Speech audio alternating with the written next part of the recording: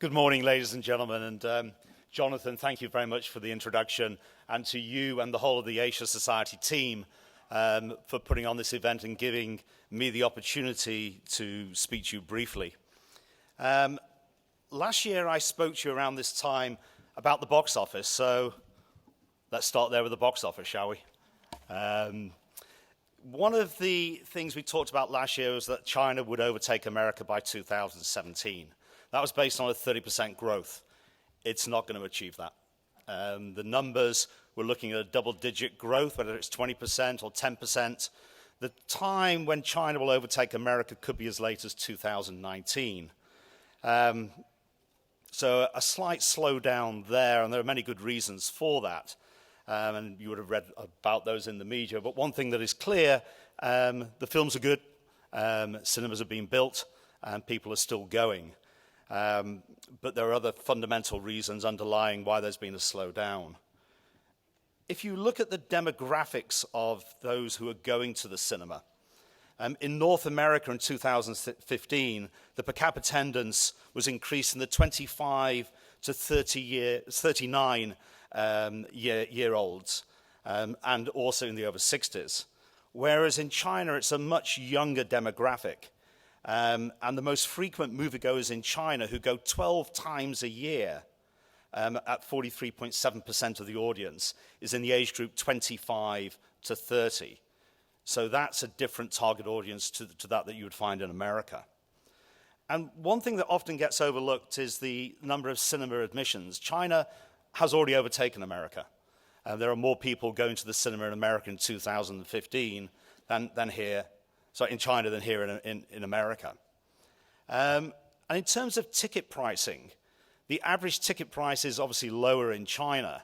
But if you imagine as that ticket price increases and middle class incomes rise, you will see how the numbers as to when China will overtake America, there's a bit of a crystal ball gazing, but it will happen. But overall, a very healthy $5.65 in China for ticket pricing. In terms of investment, in China, there's plenty of money flowing into the film industry, much of it from major China tech companies, but also via innovative crowd sourcing funds operated by big online players. The Baidus and Alibabas are also bringing to the table massive subscription bases which they can leverage to market their movies. And Chinese investment is also finding its way, of course, into the US. But that follows the footsteps of Japan, France, and India, and America has been well accustomed to some countries dominating more than others over different periods of time. If you look at productions, in the US, as you are well aware, there are simply no barriers for producers from outside the market to get involved in any aspect of film production. It is possible for Chinese players like Alibaba and Wanda to own a stake in US film production companies and in individual films. But in China, the film production is controlled and approved by the Chinese government. So if you're planning a Chinese film, you'll need your script approved and a shooting permit. And more likely, you will involve, of course, a Chinese partner. And in China, young directors have seemingly tapped into the younger audience. So their stories are resonating, even if their storytelling ability is not always as mature and as developed as we sometimes see, particularly here in the US.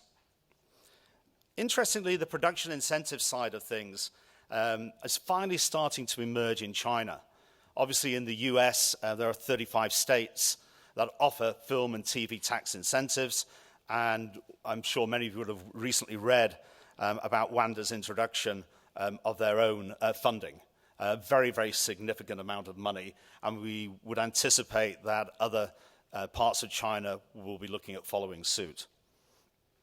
In terms of co-production, perhaps no subject has received more intense discussion at China Talk events than this particular topic. Now, while there are no barriers to producers, regardless of nationality, entering into a co-production with the US partners, in China, you need to bring your A-team and your A-game. No question about it. It's not that easy. On your seats, you will find an infographic. This will lead you to a website. We published this booklet that sits beneath this in 2014, and we did that together with the China Film Group co-production company, and we're working on updating that very shortly, and hopefully we'll have that out there. But if you go to the website, you will find the latest information around how to go about navigating what can be a very difficult process. And clearly choice of partners, like anywhere, is paramount to your success. One of the issues that you will face is classification or censorship. In America, we have a well-trodden system. It's a voluntary system of classification. But of course, in China, all roads lead to SAPRAF in terms of getting your film there. There is no classification. It's just straightforward censorship. You know, we respect the rights of the Chinese government to do that, as markets do in other parts of the world. But it adds an extra complexity to how you can make your film, and you need to be aware of the sectors that you can do and those that you need to avoid as you move forward in there.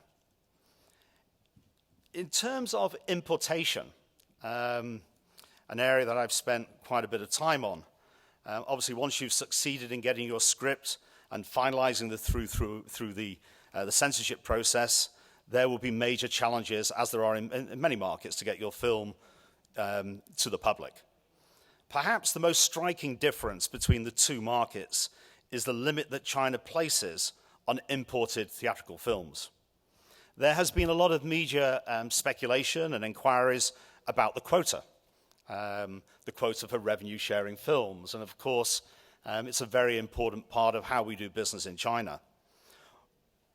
And in particular, how many films there are going to be in China this year.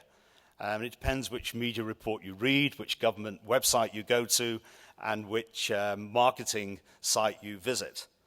But what I can say, and I have said this for a long time, is the 34 revenue-sharing films, it's a floor, not a ceiling. And the MOU is very, very clear when it says at least. And this isn't new in terms of the 2012 agreement. This, in fact, was in place when the revenue-sharing films were at 20. It was always a floor. China can and will exceed that quota when there are market reasons to do so. That, of course, China determines what they will be.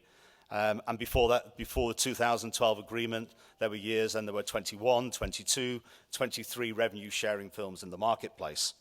And on top of that, of course, there are the flat sales that go in, and those numbers vary, and there's different views on what that quota is and what can be made available. But one thing that often gets overlooked is that there is a screening rule of 1/3, 2/3. So 1/3 is for foreign films and 2/3 is for local films. That's always been there. So no surprises on that. In terms of theatrical distribution and exhibition, both markets are doing incredible innovative work in ensuring that cinemas are an attractive place to go. The trend for 3D and high-quality IMAX screens in China continues to grow, and more so than it has in the US. And it's quite stunning when you walk into any cinema in a major city in China to see the quality of cinema that you can experience. Another area that is a big contrast, though, is the marketing and release dates.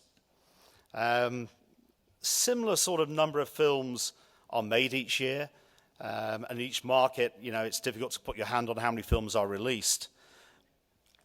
In the US, you have a very clear idea when you can release your film. You're planning a long way in advance, which allows you, of course, to do your marketing and your talent. Whereas in China, those dates come very last minute, I'm afraid. So in China, SAPRAF and China Film Group, often at short notice, will give you the date. And that makes the marketing of your film very, very difficult, especially if you've got a global release and you're trying to get your talent and marketing material around the globe. Hopefully, we will see new innovative ways of marketing in China that will allow you to get into the marketplace quicker. WeChat, of course, and Weipao are two very innovative ways in which China has marketed their products in the social media. And I think there are many good lessons that we can learn from how they do that.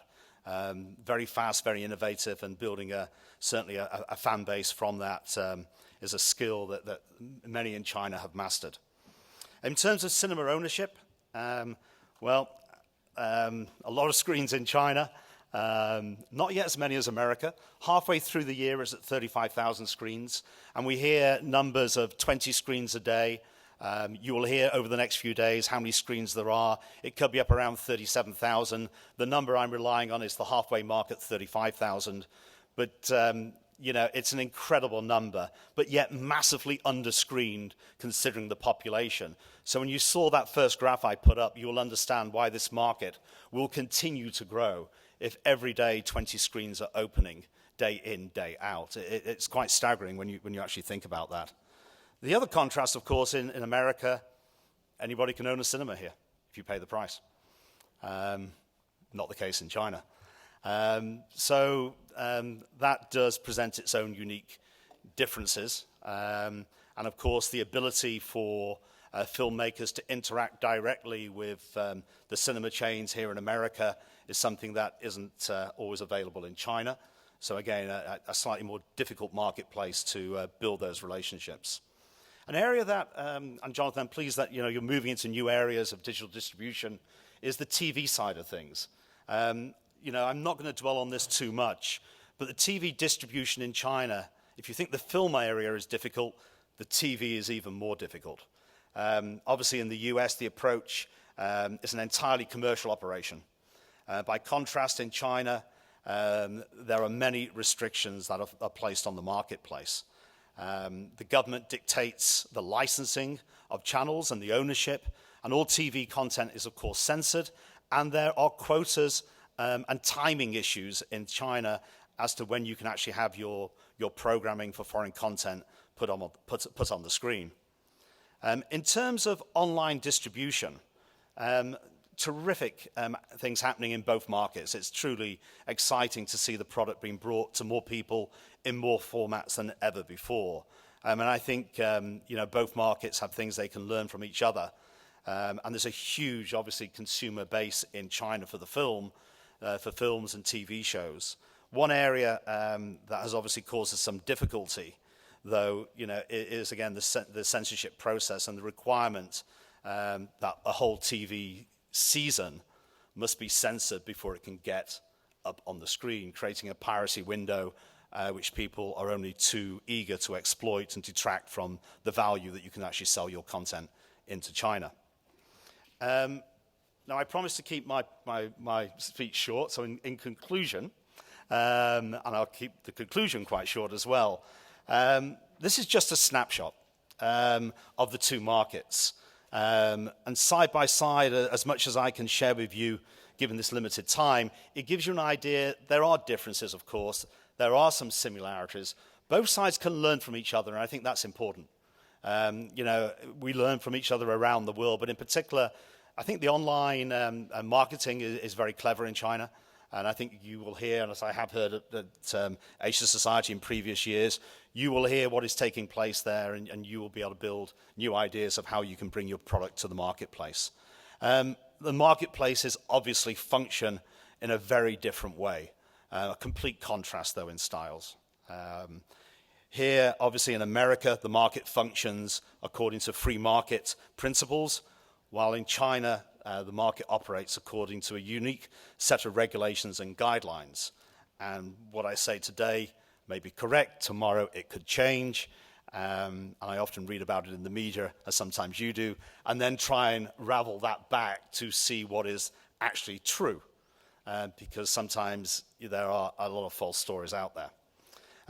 That said, for all of us at the MPA, and in particular myself, who's been involved in China now for 17 years, in this particular job and based out in China, in Hong Kong since 1980, the opportunities that are arising are truly terrific. I think the collaboration opportunities are amazing. I think co-productions builds a bridge between the two countries and the two industries where there can be a genuine cross-sharing of experiences, information and talent that will serve both countries very, very well in the future. And I look forward to seeing in particular how this market develops and come next year, at what point China will overtake America as the largest film market in the world. It's going to happen, it's just not quite sure when. So again, thank you very much. I look forward to the rest of the day's discussions. Thank you.